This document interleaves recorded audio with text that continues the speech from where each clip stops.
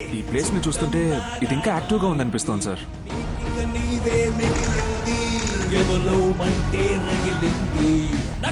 Already ఆ place లో 4 సూసైడ్లు జరిగాయని కృష్ణమూర్తి గారు చెప్పారు కదా.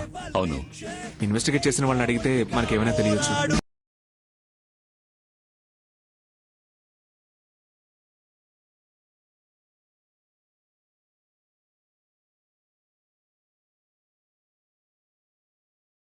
రెడ్ బిల్డింగ్ లో జరిగిన సూసైడ్ కేసు గురించి మీతో మాట్లాడాలి సార్. డ్యూటీ కొత్త ఆ. పాత కేసులను గెలుగుతున్నారు. పై ఆఫీసర్లు ఏం చెప్తున్నారో అది మాత్రం చేయండి. సిన్సియర్ గానే ఇన్వెస్టిగేట్ చేశాను సార్. సడన్ గా ఒక రోజు పిలిచి సూసైడ్ అని ఫైల్ చేసి కేసు క్లోజ్ చేయమన్నారు సార్. ఏం జరుగుతుందని ఆలోచించేలోగా ట్రాన్స్ఫర్ చేశారు సార్.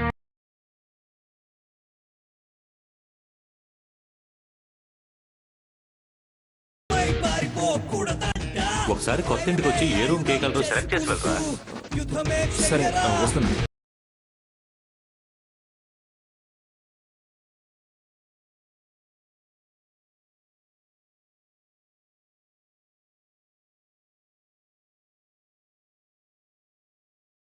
ఒక్క నిమిషం. మీరు సారీ మన రూమ్ ఏ కలర్ బాగుంటుందో సెలెక్ట్ ఇదంతా నాకంటే నీకే బాగా తెలుసు. నువ్వే సెలెక్ట్ చేయి. Strictly your choice. నువ్వే సెలెక్ట్ చేయి. ఇది ఓకే. గ్రే కలర్ బెడ్రూమ్ కి సెట్ అవ్వదురా. మరి నన్ను ఎందుకు అడగడం? నువ్వే సెలెక్ట్ చేయొచ్చుగా. ఓకేరా, ఆక్వా మెరీన్ కలర్ కి ఫిక్స్ అయిపోతాను. భారతి, ఆ షేడ్ కడి ఇలా ఇవ్వు.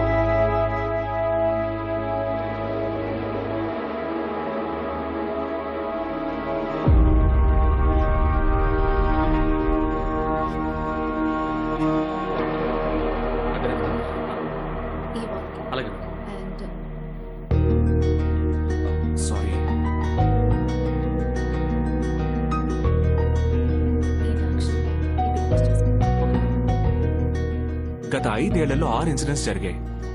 క్రైమ్ జరిగిన ప్లేస్ ని టైం ని నేను ఇందులో మార్క్ చేసి పెట్టాను. ఆ సమయంలో ఏ నెంబర్స్ యాక్టివ్ గా ఉన్నాయో చూసి చెప్పగలరా? సార్ లాస్ట్ 5 years ట్రాక్ చేయడం కుదరదు సార్. బట్ 2 years అంటే పాసిబుల్. నేను ట్రాక్ చేసి చెప్తాను సార్.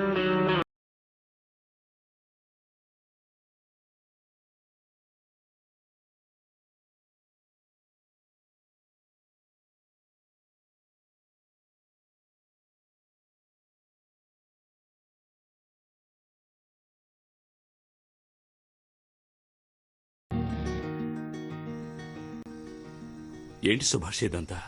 ఎంత ఘోరంగానా? సార్, పార్వతి కేసులో తన ఫ్రెండ్స్, ఫ్యామిలీ వాళ్ళందరూ చెప్పేదాన్ని బట్టి ఆ అమ్మాయి సూసైడ్ చేసుకోవడానికి ఏ రీజన్ కనపట్టలేదు. బట్ రిపోర్ట్స్ లో అది క్లియర్ గా సూసైడ్ అని రావడమే నాకు అర్థం కావట్లేదు. నిజమేంటో చనిపోయిన అమ్మాయికి పోస్ట్ మార్టం చేసిన డాక్టర్కే తెలుసు. నువ్వు అనవసరంగా ఎమోషనల్ అవ్వకు. సార్, నాకు ఒక చిన్న పని సార్. అది అయిపోగానే నేను స్టేషన్కి వచ్చేస్తాను. Okay. Yes doctor, Parvati post mortem విషయంగా ఫార్మల్ గా ఒక ఎంక్వైరీ. సార్, నేను గవర్నమెంట్ సర్వెంట్నే. దేనికైనా ఓ ప్రొసీజర్ ఉంది కదా. ఏదైనా సరే రేపు హాస్పిటల్కి వచ్చి కలవండి. ప్లీజ్ వెళ్ళండి సార్. సారీ.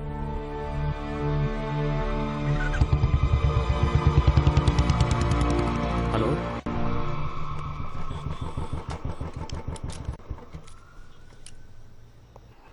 దానికి మనమేం చేయగలం? ఏమీ చేయలేం. సార్, ఏమైంది సార్?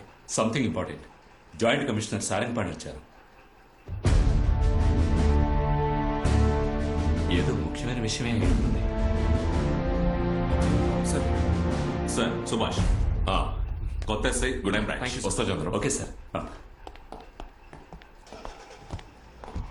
అది మనం Subhash sir. Red building suicide ఎస్ కేస్ సార్, ఫాలో చేస్తున్నాను. ఫైల్స్ అన్ని తీసుకుని లోపలేదా? Sure sir.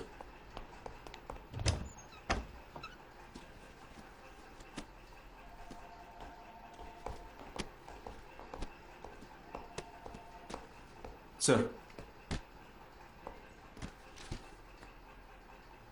ఈ కేసు ఇంకో టీంకి వెళ్తుంది. నీకు ఇంకో కేసు ఇస్తాను. నీకు మీద దాన్ని ఫాలో చేయి. సార్ ఇంకో 2 రోజులే సార్. అలాగే నేను కేసు ఫినిష్ చేస్తాను. అది సూసైడ్ అనే రిపోర్ట్ వచ్చిందిగా. నేను చెప్పింది మాత్రం చెయ్యి. ఆహార శాఖ మంత్రికి హత్యా బెదిరింపులు వస్తున్నాయంట. అదేంటో విచారించు. రేపు పొద్దున్నే ఫస్ట్ ఆయన ఇంటికి వెళ్ళిపో. ఏంటి? సార్, ఈ కేసుని ఎవరు ఫాలో చేయబోతున్నారో తెలిస్తే కొన్ని ముఖ్యమైన లీడ్స్ ని వాళ్ళకి పాస్ చేద్దామని. సుభాష్, మీరు ఐపీఎస్ చదువుతున్నారని నాకు తెలుసు. మీరు ఎగ్జామ్ రాసి పాస్ అయ్యి నాకు పై అధికారిగా వచ్చాక నేనేం చేయాలో ఆర్డర్ వేయండి, అప్పుడు నేను చేస్తా. ఇప్పుడు నేనేం చెప్తున్నానో అది మాత్రం చాలు. ఈ స్టేషన్ లో మీరు వట్టి ఎస్ఐ, అది మర్చిపోకండి. వెళ్ళండి.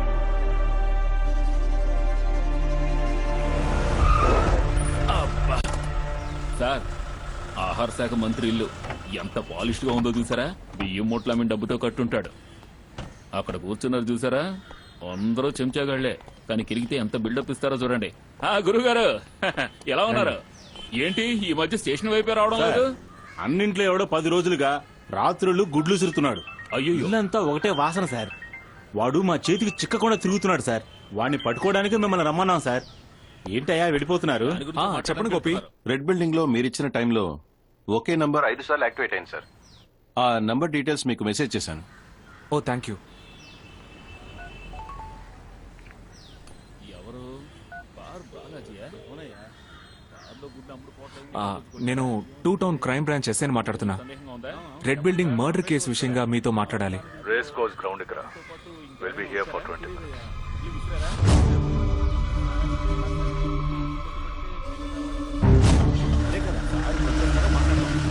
Sir,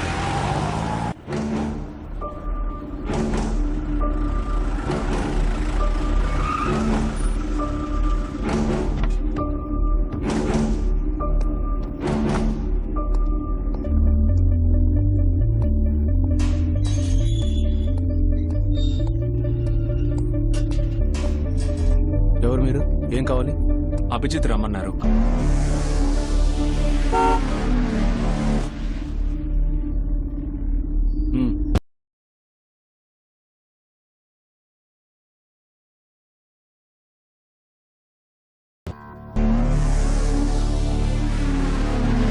I'm crime branch SI Subhash. ఏంటి విషయం? రెడ్ బిల్డింగ్ మర్డర్ కేసు విషయంగా మీతో కొంచెం మాట్లాడాలి.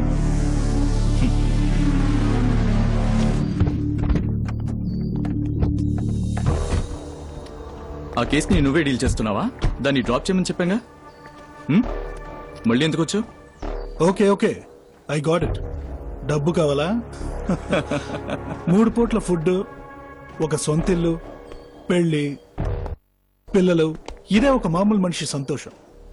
కానీ మేమంతకు మించి మా సంతోషం ఏంటో చూడు. ఎంజాయ్.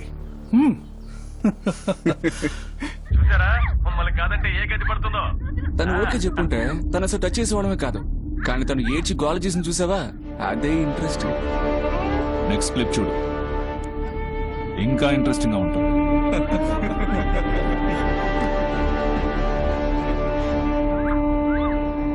ఎంజాయ్ చేసి చూస్తున్నా ఏంటి? మూడొస్తుందా?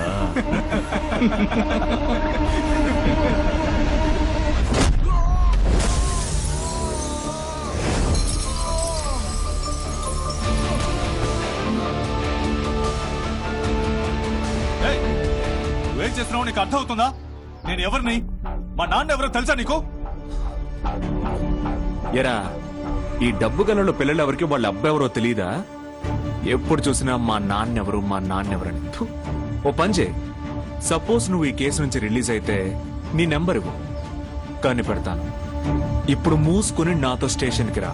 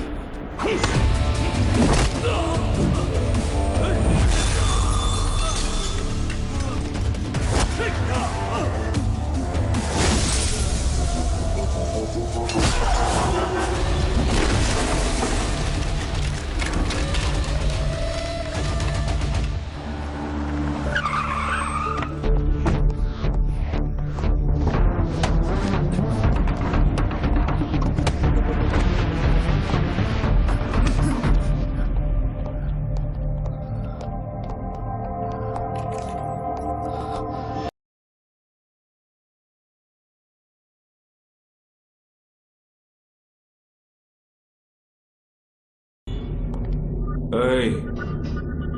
మ్మ్.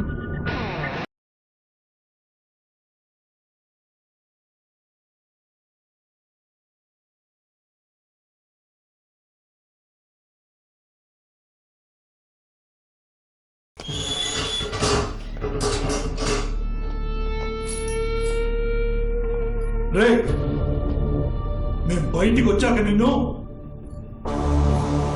ఏంటి బయటికి వస్తేనా section 376D and 302 non bailable.